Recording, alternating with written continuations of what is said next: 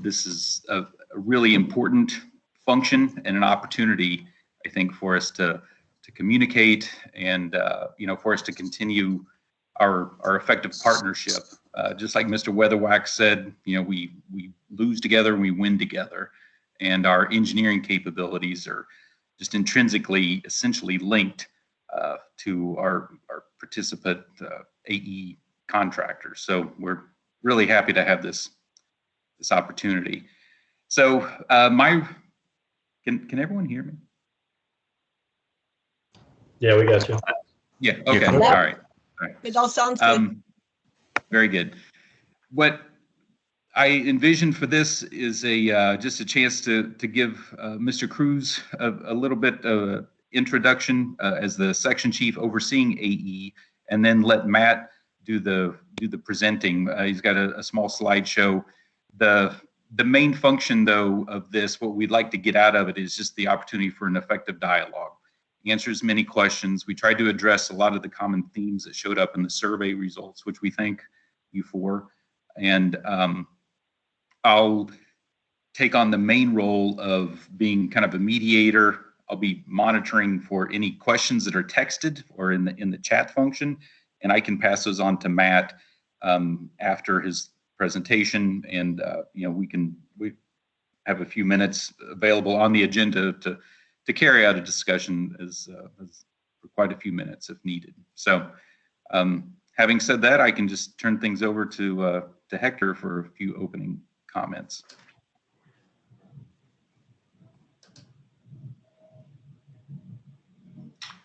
Good morning. Good morning. My name is Hector Cruz, and I just wanted to say that welcome to this presentation. Like John was saying, is prepared to help everybody involved with this towing process to make it smoother and make it have an opportunity to do questions and have some answers of the process. That's about it. I want to let you know that Matt will take over from here, and he's the main contact in this district for this towing process, and he's developed a very good process that is working and is designed to make the projects get awarded smoother. Thank you very much. Okay. So let me hit this button here. I'd like to ask if somebody can confirm if the slideshow is loaded up. It's all good, Matt. It's up. Yep. There you go. Okay. Thank you very much. So good morning, everybody. Thank you. Thank you for coming today to kind of hear about both an introduction to the TORN process for those who may not already be familiar with it, and then for a discussion of some of the updates subsequent to the presentation that was given last year. So I'll just briefly go over the agenda, and we'll go through the individual slides after that. We're going to go through just a brief overview of what the TORN is, address some of the survey results from the survey that was sent out previously, do a brief review of how the Europe district approaches the TORN specifically to our district, some best practices for TORN responses to maybe help firms kind of tailor their responses.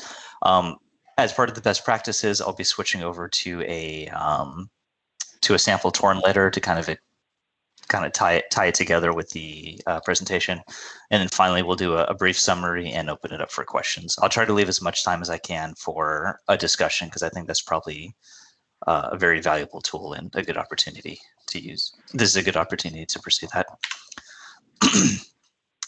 So briefly, what the TORN is: the TORN process that we're implementing is based on a directive received last year.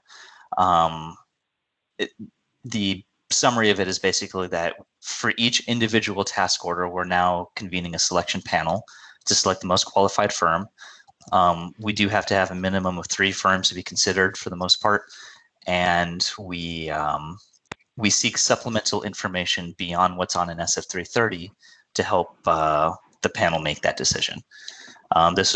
We first started implementing this last year, and there was that previous presentation last year where we kind of went over most of the process, and the foundation of it hasn't changed, but some of the details of how we do it has. And this presentation will address, where those changes have occurred. And finally, for 2021, we have kind of a new letter template that some firms may have seen, and we have had some policy tweaks that we're working through now. So just to briefly talk about some of the stats from the survey, we had about 30 participants. 87% of them were from industry, and then 83% of those have currently hold AE contracts with the Europe district. There was kind of, I'd say, some split opinions on two of the big questions on the response time and the page limits. So a plurality agreed on the 7-day timeline that we're kind of currently using. There was a significant number that I guess preferred more days. So we'll try to address the page count in a discussion later. And then, the response time. And then the page count, similarly, there's a plurality that identify it as being a project-dependent task. Some firms would prefer more pages, about 5 pages or so. Other firms might have wanted more or less. That there was kind of another category in the survey. So some of the common themes in the actual written comments are listed here, and I'll kind of go through a brief discussion, and we'll have more details in the later slides. So one of the most common themes was a request for more timely notification for non-selections.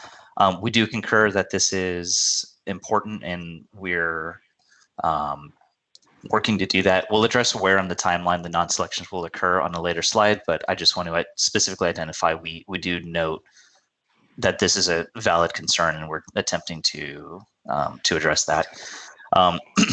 There was a request for more information about the scope of the project, so I think that should be at least partially addressed by the new letter that we'll discuss. There was a request for an increase in details about the criteria applied. So again, I think the new letter that we'll go through may address that to some degree. A request for consistency among the TORNs. We are approaching that, and the letter should help with that. I do want to point out, however, that the intent of the TORN is to be a project submission or a project-specific supplemental information request. So we're looking to do consistency with the format and for some of what we're asking for, but it's always going to be tailored to an individual project. And our projects encompass design projects, planning projects, survey projects. So, these different programs have different needs, environmental as well, because environmental uses the AE contracts for some of their actions. So we are looking to have consistency, but I just want to make it clear that there will always be project-specific tweaks to an individual letter.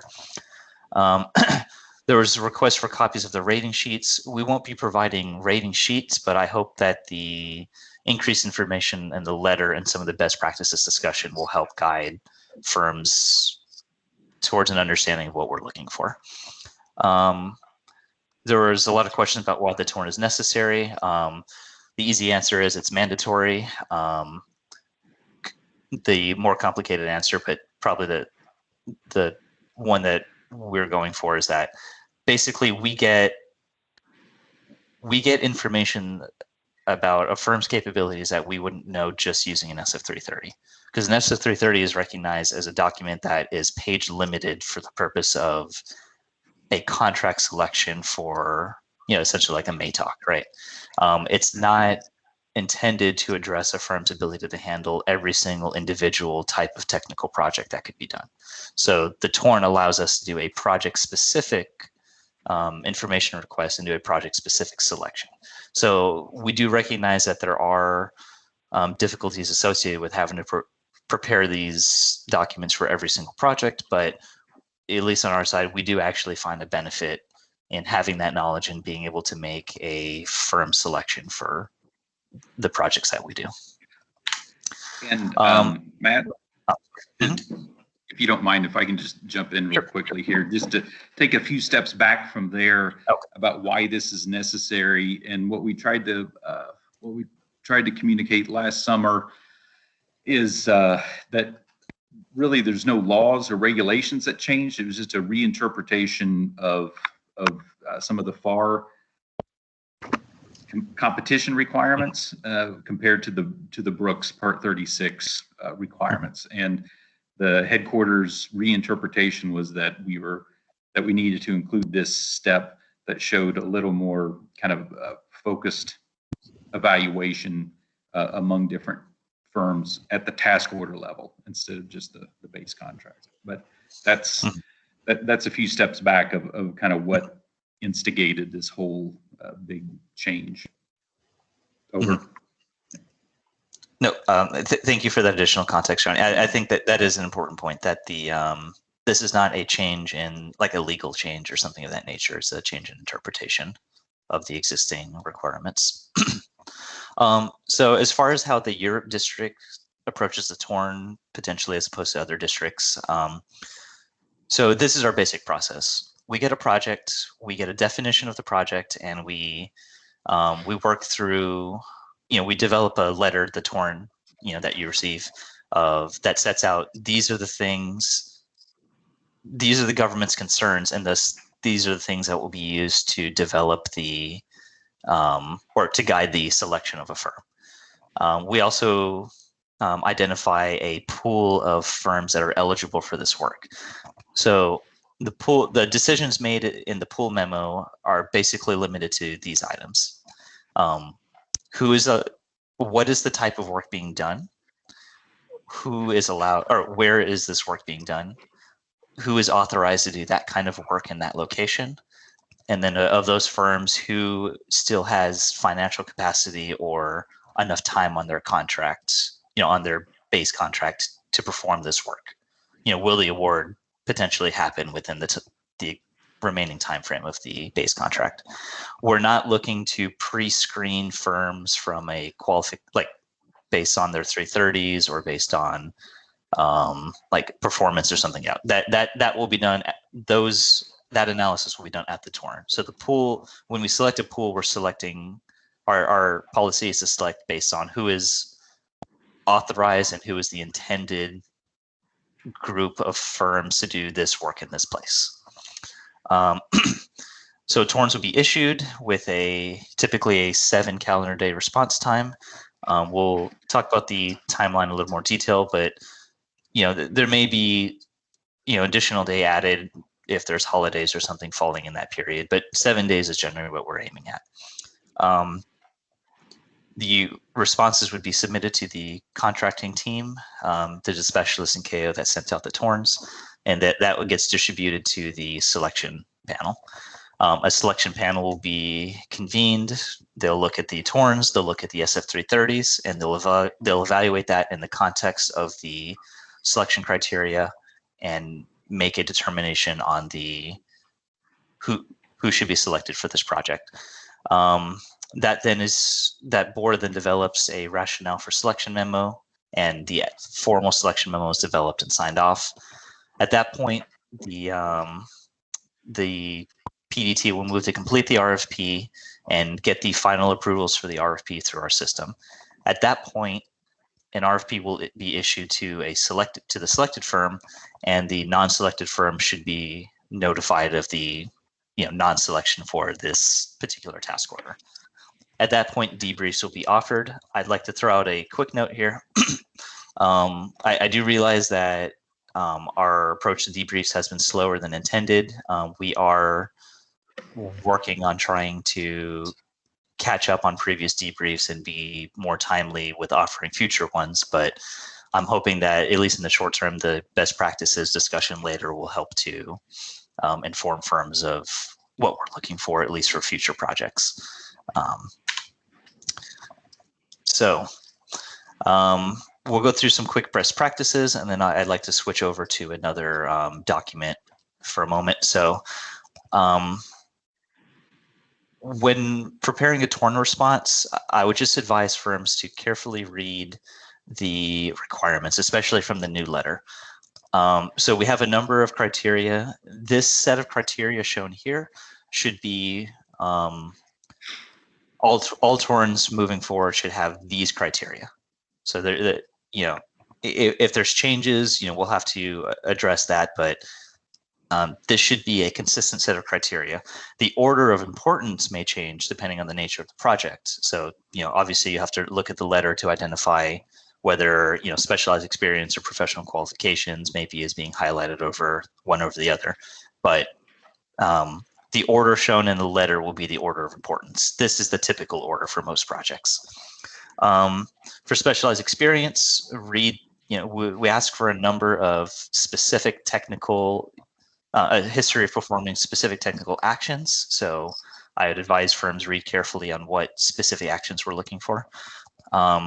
And we should be clear that when your firm is saying you've done this, we need to clearly understand how what you're showing us is relevant to the thing that we asked for.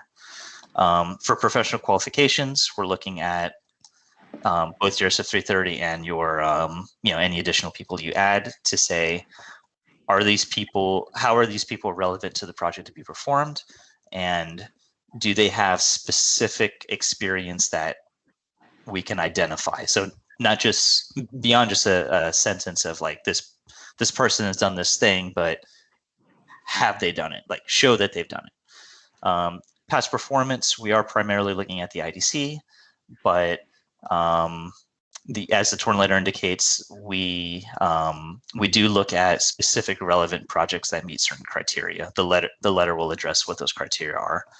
Knowledge of locality, we're looking at your ability to do work in that location, to include things like being familiar with dealing with authorities and installations and things like that. The letter will specify the level of detail we're looking for. The level of specificity we're looking for. Technical approach, we're looking for knowledge of an approach to the type of work to be done. I'd like to defer the discussion on that to the letter because the concepts of the letter will make it a little bit more clear. This is a newer one that wasn't usually pursued last year. And finally, capacity to perform the work, we're looking at additional information that may add context to the typical threshold that is on each of the IDCs as part of the SF330. So general comments, the board is going to review everyone's documents. If you're looking to, especially if you're submitting a torn, if you're looking to inform the board of your firm's qualifications and relevancy to this work, it's important to make it as easy to read and clear as possible. So the board is typically not going to make assumptions. If you give some potentially incomplete information, the board is not necessarily going to make an assumption to necessarily somebody's benefit. So if you're saying you've done this work, make it clear that this project, for specialized experience, this project is relevant to this criteria, and our firm did this on this project. So that would be like an example of being just clearly defining this is what happened, and address these specific requirements. We're trying to be more specific with guiding everybody to what we're looking for. So then, in the end, though, it's on your firm as part of your response to specifically address that. We're not going to look beyond the SF330 and the torn letter. Those are the only two documents. With, of course, the exception of CPARS, but that's pulled from your IDC typically. And again, be careful how you present the information, and don't try to be. The more clear you are, the less of a chance there is of the board misinterpreting something that you're presenting us. And finally, one thing that will help you out is to annually, perform SF330 updates annually. I believe John Benson sent out guidance on how that process works now. So we'll kind of defer the SF330 discussion maybe for another meeting, but we do have a way for those updates to occur. Now, I'd like to switch over for a moment to a Word file here. Can somebody confirm if the Word file is loaded up? I see it. Thank you very much. So I'll zoom in a bit here. Hopefully it's easy for people to read. If not, this will be distributed, I believe, after the presentation as well. So I just want to do a quick run through of the information in a torn letter and what we're kind of just give some context of what we're looking for. I do want to be very clear. This is not a project. This is not real work. It's not intended to reflect real work, any future missions, or even like typical site conditions. It's just information to allow for a discussion. It's a fake project. So with the caveat there, we'll move on. The first thing you should notice is this first paragraph. This is where you'll find your project description. This will be brief. It's not an intent to cover every single action that's going to be in a scope of work. It's intended to cover the action that we're basing our selection off of. So in this case, we need AE services, that's why it's a torn, to prepare design documents to support a design build acquisition. So we're telling everybody we need someone to do design work. The next, selected firm will be required to prepare a complete design. So it's 100% design. That's the bottom line. That's the product. The project consists of construction of a new parking apron for F-15 fighter aircraft. It includes airfield lighting and supporting utilities. So these are the features of work that we're highlighting for the purposes of the selection, and those get expanded upon to some degree in the sections below. And finally, the facility will be located at Eindhoven, USACE, Benelux, Netherlands. So this is where it's at. So basically, that's the basic project description. The next section that you should notice is the kind of like the boilerplate language there. I say boilerplate, but there is something that changes from torn to torn. So this is just telling you this is a task order for the subject IDC. The firm should be notified of the IDC as part of the email that you received. The firm may submit a maximum of, in this case, it's going to be 5 for this discussion. Typically, it's 2 to 3. If it's a more complicated project, it might be 4 to 5. If it's a very complicated project, it might be slightly more. We will generally guide the number of pages based on the amount of different things we're asking for. If we ask for a few things, it's smaller. If we ask for a lot, that's larger. We want to give you the space to be able to clearly present the information, as I mentioned on the previous slide. And that information is used to supplement your SF330 as part of the selection process. I do want to highlight this. Firms are free to do it, but covers, tabs, graphics, things like that, they're not necessary. We're not judging you on whether you were able to get pictures for your projects or things like that. So you're free to present it, but we're not requiring you to do that. That's not what we're basing the selection on. So for the task order questionnaire itself, this is really where the most significant changes from last year are coming in. So we've tried to get a little bit more specific about what we're asking for. So, and we're also listing out the criteria that's going to be used. So this should no longer be ambiguous from project to project. It should be very clearly stated in the letter. First one, specialized experience. This will typically be the most important, but not necessarily. It's project specific. We're looking for your projects. So this should be kind of similar to how you do an SF330, but our intent is not to have we're not asking you to get a full page giant explanation like you would do on an SF330, because again, we've limited this to 2 to 5 pages. So we're asking for what is an example project that meets items from that list. And how does it meet the items from that list? So I don't need a whole history of the project. I just want to know what about this project is relevant to what we asked for. We do ask for a bit of supplemental information to allow the board to understand the context of, how old is this project? Who was it for? Was it for USACE? Was it for somebody else? Probably most significantly, if it's a DoD project, what was the contractor task order number? Because that allows us to look at the CPARs if needed. And the other important part, and kind of what I said earlier, is what is the project and what did your firm would do on the project.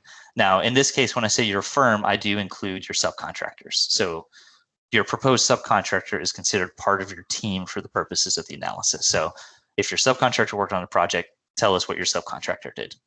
If you worked on the project as prime, tell us what you did. So that's what we're looking for with projects.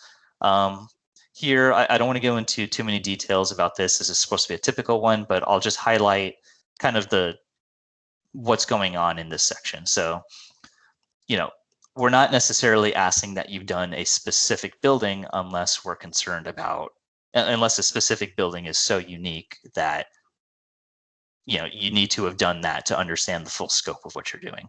So in this case, I said a parking apron, you don't necessarily, I said in above the project is a parking apron, but when I ask for experience, I say for airfields. So, I would advise reading carefully when deciding if your firm, what experience you want to present, what projects you want to present. Unless we say you must have done this specific building, we're not necessarily going to penalize you for showing something that's related, as long as we said, this related facility is acceptable, right? So here I say we're looking for airfields, construction of new airfields that include all of these components. So that's something that you would want to consider. Here I say, this particular project would require coordination with a certain organization, the TSC. So I would say, all right, demonstrate your history coordinating with the TSC. Note that I don't say it has to have been from a parking apron. I say coordination with this field of work. And similarly, have you had to show us that you've had to handle this problem before, so we know you can handle it. Show us that you've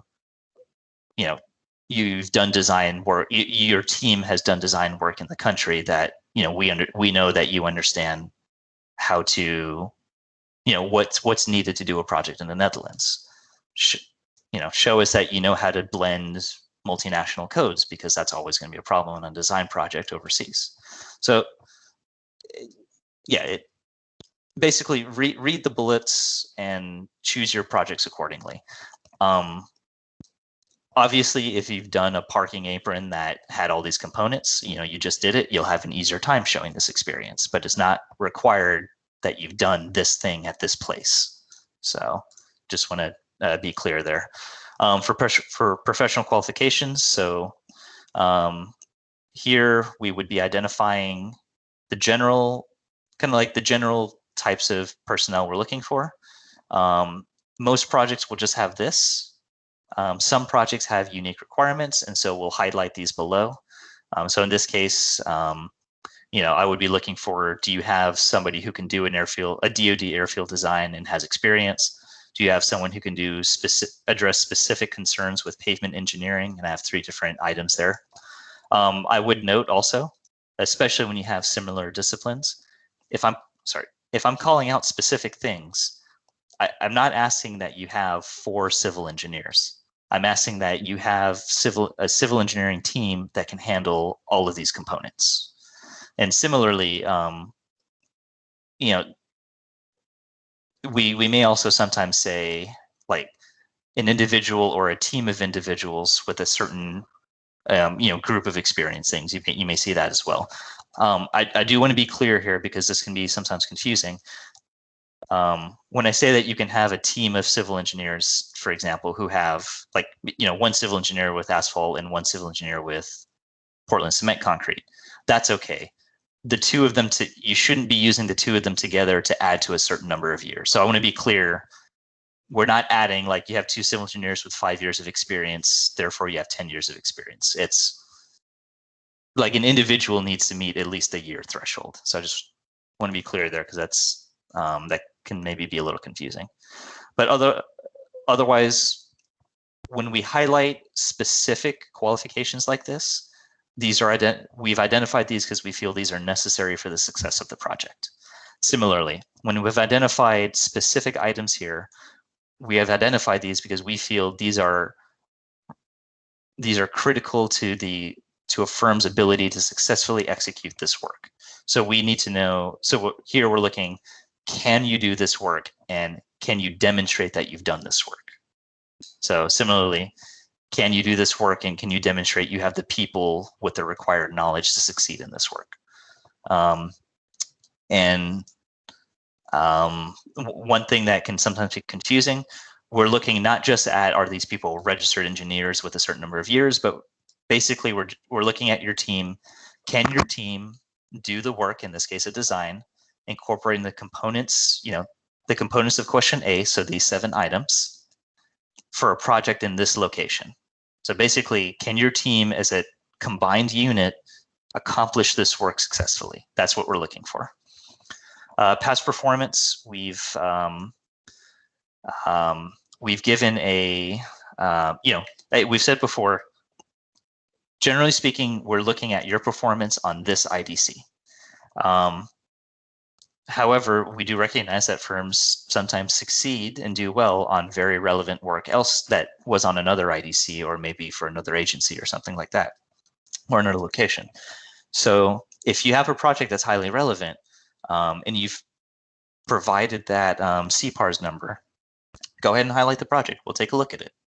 And if that is considered to be relevant enough to the work we're doing, and there was good performance on it, and as indicated here, it was done at least somewhat recently, then we'll add that to the consideration. So that's the approach we're taking for things outside of the IDC. I just want to be clear about that.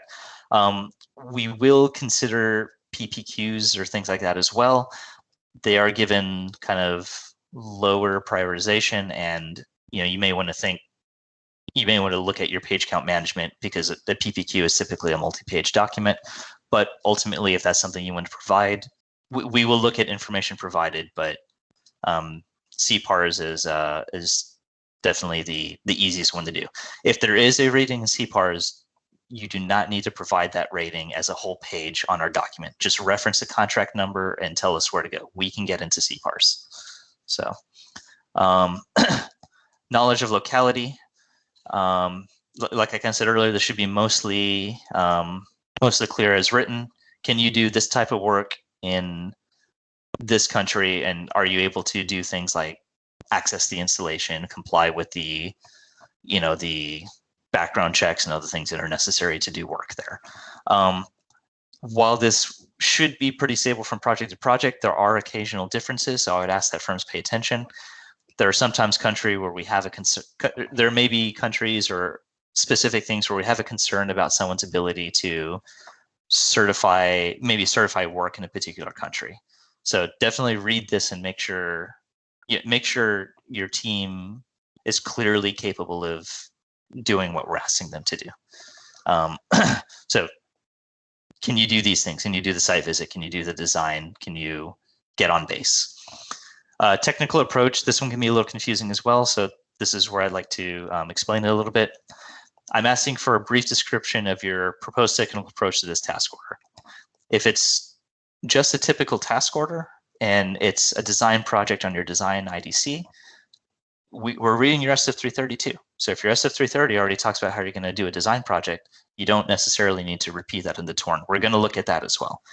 But not all work is really not all work follows a typical process. So look at your 330, look at the project, and make a decision if you feel that, if your write-up on your SF330 is not really geared to the type of work that's referenced in the TORN, or if the project in the TORN has some very specific things like data handling requirements or other things that wouldn't necessarily be on a typical project, then you may want to just at least highlight that you're aware of this and you have a plan for, like, this is our brief plan for handling it.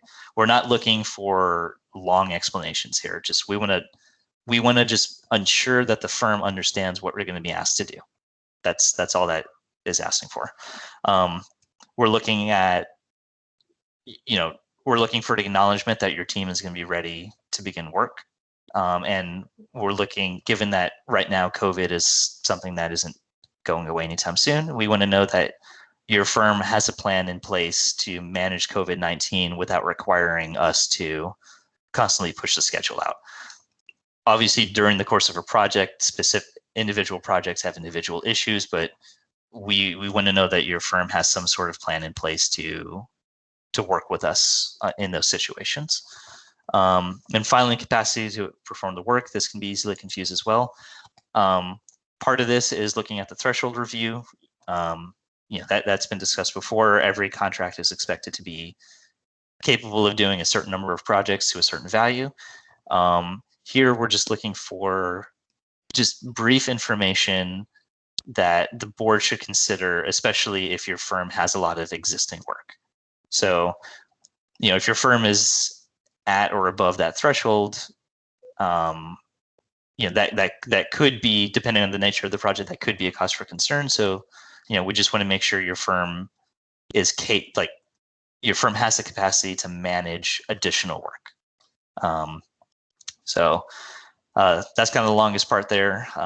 The next section you'll see here, this has your deadline. This will be typically 7 calendar days. The 5 days here was business. So 7 calendar days, and then we may add another one if there's a holiday in there. We may add a few more if it's an unusually complex torn, and that will usually be reflected in a larger page count as well. But definitely check the timeline. Here, this is kind of a restatement of some things said earlier, but basically we are looking at your SF330 and the torn that has the supplemental information to determine the most highly qualified firm. There are rare cases where we may seek additional information or something of that nature, but generally speaking, we rely purely on the information presented.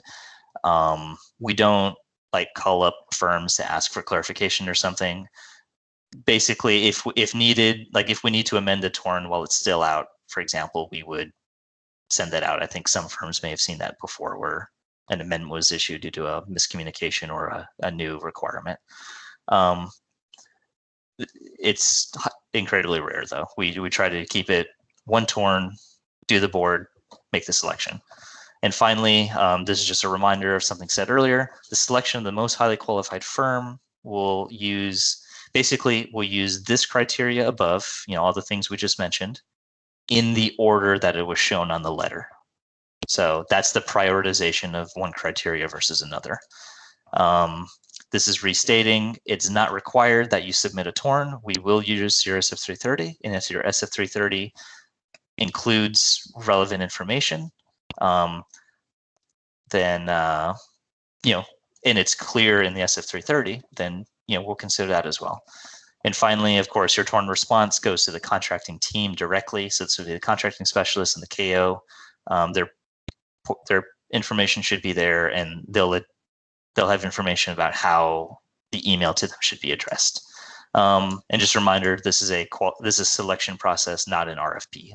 An RFP is a follow-on step. So that's a lot of words, but hopefully that letter helps to address some of the concerns that were raised previously. So finally, is just to summarize and get into questions here. We do appreciate and solicit feedback. A lot of the changes from this letter are based on feedback, both internally from our side of actually running these boards repeatedly, and also from the from your firms on debriefs or just general conversations. We do take your feedback into account, because ultimately this needs to be a process that works for everyone. We do have that, we do feel that is a benefit, but we also recognize it does require input from your side to do these things. And so we want to make sure we're being receptive and that we're doing things in the most fair way possible. So our district, from our side, we are focusing on trying to be more clear with our requirements, as hopefully shown there, adding some level of consistency, as hopefully the letter will address, and increasing our timeliness on the non-selection notifications. We understand you need to know if those people are going to be available so that you can reteam for other projects or other work that's going on. And finally, this has been a common request for a forecast of torrents to be published. We are looking to do that. I don't have a timeline of when that will be done, but I think that seemed to be well received last year, so it is something we're considering for this year as well.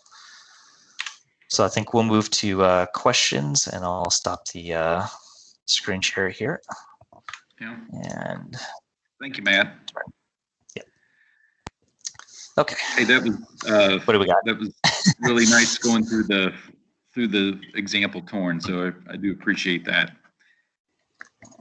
So there have been a few questions. I'm counting about 10 right now that we can go through. So starting from the top at the beginning, was the number of days, work days or calendar days? Oh, I see. The response time. Yeah. It should be calendar days. If that's unclear, we'll tweak the letter and talk to contracting, make sure it's clear. We asked for calendar days on the response. That is the intent, how I understood it too. Yeah. The next question is about past performance and project experience. Can they list projects that are outside the 24-month or ongoing status? Projects that are older than 24 months under project experience? Yes. And the answer is yes. Yeah, I'd like to expand on that point for a moment, if that's okay. So yes, I think it was highlighted before that it might be slightly confusing. So the 24-month that I mentioned in the past performance, that is purely for the evaluation of the past performance criteria. If we are going to restrict, or if we're going to say that we need specialized experience to be recent to a certain level, we will indicate that on Part A. So typically speaking, you won't see that most of the time on Part A, but occasionally you will, and we'll make it clear in the section when that's something that we're going to be considering. That will largely be when we're aware of major code changes or like host nation changes to their design process, to their permitting process or something, just so we know that your experience is going to be relevant to the challenge that we're expecting this project to face.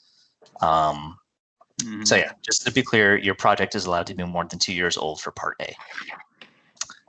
Exactly. John and Matt, this is Mike Erbach. I'm the one who submitted the question. So I guess the confusing part for us, because we just did 2 responses today, and they had the same criteria. So because the confusing part, it says about past performance is relevant to question A. So you're basically saying that the projects that we list, or the contract and task orders that we list under the past performance that aren't highlighted in the specialized experience have to be relevant to A. And then you can look at those CPARs there to see the past performance on those projects, correct? Correct. So, and just to be clear, they are still separate criteria. So you can list projects that weren't listed for Part A, if that's something that your firm wishes to do. Now, it has to be clear either in the narrative of the rating or in the information you give us that this project is still relevant to what we're asking for in A, and the board will make a determination of whether or not they consider something to be relevant. At that point, especially if it's in CPARs, you can highlight the CPARs. We will pull it up, we will evaluate it, and then make the decision if it should be considered or not. So the intent of saying relevant to Part A is to just make it clear. If we're looking at something that's outside of services performed on this IDC, we want to know that this outside service is meaningful to what we're going to ask you to do, and hopefully meaningful to the people that are going to be involved. Okay. Yeah. Thank you. Yeah. So definitely a not a direct link. You're not tied in your relevant projects to past performance. So there's a lot of questions about past performance. So I'll jump around a little bit out of order that we received them, but I'll stick with that theme. Let's see, there was a question about, if some of the experience they want to cite is not with a federal agency, then there won't be a CPARS record. And do they submit PPQs? And you touched on that a little bit on like ways for them to transmit non-federal or non-CPARS performance information.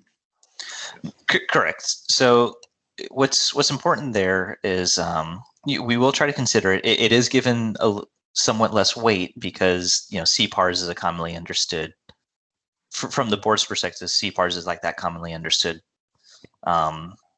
basis of analysis for performance. But obviously, if you've done a project for in the context of the airfield, for example, if you've done projects for a national airfield or something, like a major airfield, that can be meaningful experience. We would need, however, enough information about the rating to determine. It's a tricky one, but the rating should give us enough information to identify. Okay, this firm clearly has done well on this feature of work. So CPARS is obviously the easiest one. You can just point to it. Again, you don't need to copy paste it into there. We can look up CPARS. If you want to give us other information, we need a bit of context of the rating, either a narrative or a commonly understood thing like a PPQ. And again, we understand that the PPQ is a large page, but pages, right? It'll have to be the firm's judgment on which direction they want to go with that. And maybe consider ways to consolidate that, make it more succinct. Perhaps even, consider presenting in a CPAR centric type of way where, you're focusing on the quality, focusing on the schedule, and try and present information that way might be helpful too. Let's see. There's just kind of a concern, another past performance issue about past performance CPARs. So if you're relying on CPARs, then that could potentially put a firm with less